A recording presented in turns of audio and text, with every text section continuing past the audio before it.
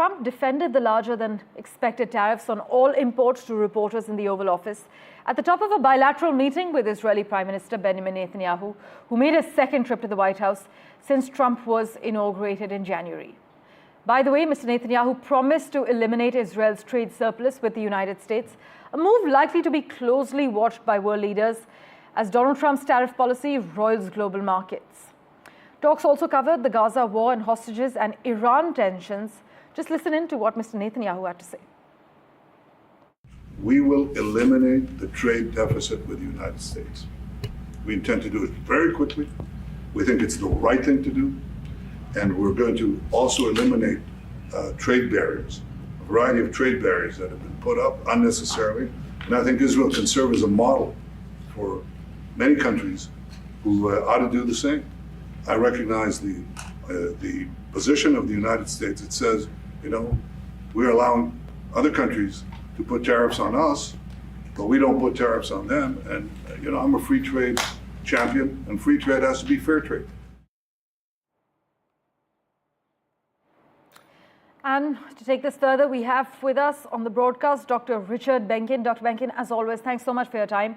Looming over the meeting this week is a point of tension. Trump sweeping tariffs which did not spare Israel. There's also the Iran question. How significant would you say this meeting was, and what were some key takeaways for you? Well, I think first, thank you for having me on. I appreciate that. My pleasure. And these meetings are always important. The goal for Israel hasn't changed, but obviously between the Biden administration and the Trump administration, we've seen a sea change in terms of how much the United States supports what Israel's trying to do. So this is extremely significant. Now, I think the most significant takeaway that I found had to do with Iran. If you remember, President Trump announced at the press conference that the U.S. and Iran would be holding direct talks this Saturday. Yes. And that's extremely significant because if at the beginning of this most recent negotiations, Iran would only agree to indirect talks. So President Trump announcing that they agreed to direct talks seemed to be a big breakthrough. Now, since then, however, the Iranian government has said, no, they've only agreed to indirect talks where negotiators for the United States and Iran would both go to Oman, but they'd be in different rooms communicating only with Qatari negotiators who would bring these messages back and forth. So I think that's the most significant thing because, of course, President Trump has promised that if there is no agreement, and he has said on a number of occasions that everyone probably would prefer an agreement to the alternative, which is military force.